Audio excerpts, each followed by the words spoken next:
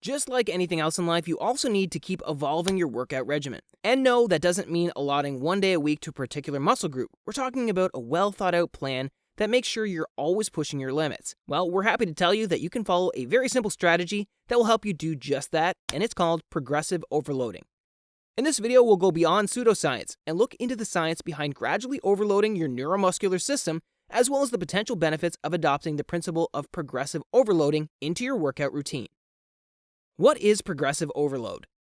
Okay, enough jibber-jabber. Let's just cut to the chase.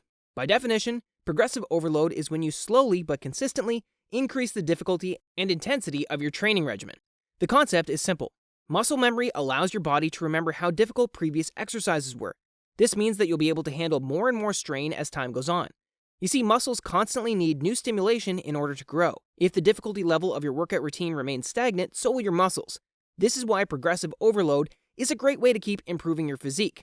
Plus, it's also an excellent way to improve your endurance, and that's always a good thing.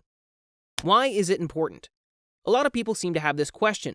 What is it about progressive overload that makes it so effective? Well, look at it this way. Imagine going to the gym every day and doing the same old things week after week, month after month. Not only will that be incredibly boring and repetitive, but it will also not help you make any progress. We all know what happens when you aren't seeing results despite working out regularly and eating cautiously. First, you lose motivation and become extremely frustrated. Then you start wondering, what's even the point of continuing if everything is going to stay the same? And then you just stop going to the gym. Well, it doesn't have to be that way. You see, whenever you stop seeing results, the problem is probably that you aren't increasing the difficulty of your workouts. If you're wondering why this happens, don't worry, you're not alone. The concept is pretty simple, actually. If your workouts are always the same, at a point, your body will have no need to develop more muscle mass as they don't require any more strength. The human body is like the world's most adaptable machine. No kidding. If you repeatedly subject yourself to new types of physical strain, your body will adjust to take on the challenge. That's why you become stronger when you start lifting weights, because on the inside, your muscles and nervous system are adapting themselves to be able to handle the increased demand on them. But at the same time, your body is also very efficient. Now, being efficient might sound like a good thing, and it kind of is, unless you want to get buff, because in that case, this same efficiency works against your goals. As we mentioned several times before, once the novelty of your workouts has worn off and your muscles have adapted to the stress, there's no reason for them to waste energy and resources on adapting, and your results will slow down. This is why to continue growing in size and strength, you must give your muscles a reason to grow, which is exactly what progressive overload has to offer. We honestly wouldn't be lying if we said that it's the single most important principle in strength training, and that's a really big statement. But we're not making these huge claims without merit. Here's how you can implement progressive overload to your training routine. Increase weight. The most obvious way of implementing progressive overload into your daily workout is by simply adding more weight to the exercises you do. Seems pretty self-explanatory, right? Well, let us explain further. So, let's use the trusty old dumbbell curl as an example. Increasing the weight will help increase your bicep strength on that exercise, just as it will on similar movements like the barbell curl.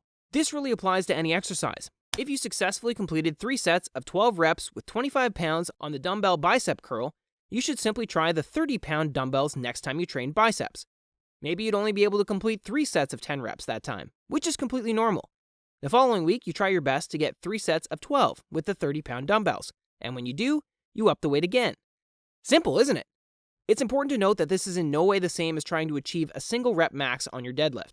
Even though a 1 rep max is a good metric on your strength gains, that 1 rep doesn't help a lot with building strength and muscle.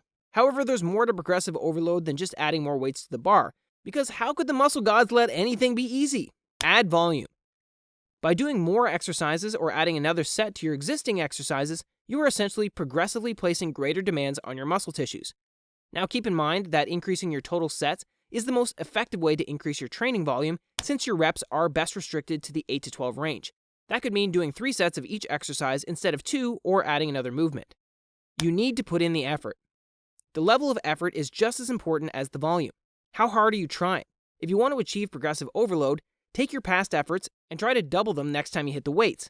Like our friend Greg Doucette preaches, train harder than last time. That's literally what progressive overloading is. Train harder than last time. It's called progressive overload. Ideally, you should apply and focus on progressive overload straight away.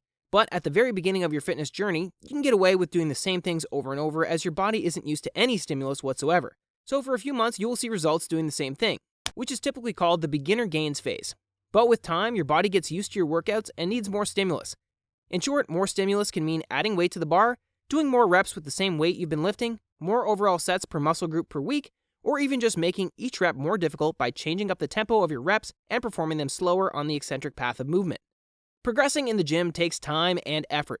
Applying the method of progressive overload to your workouts won't only make them more enjoyable, but gives you a clear goal and a reason to keep going.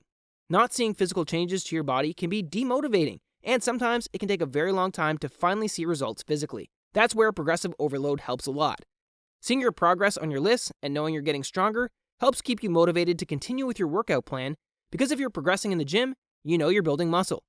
Even if you can't see the physical difference on your body straight away, you know you're making progress. Hopefully this video helped you in some way. All we ask from you is a thumbs up, as it really helps with the YouTube algorithm. See you in the next one.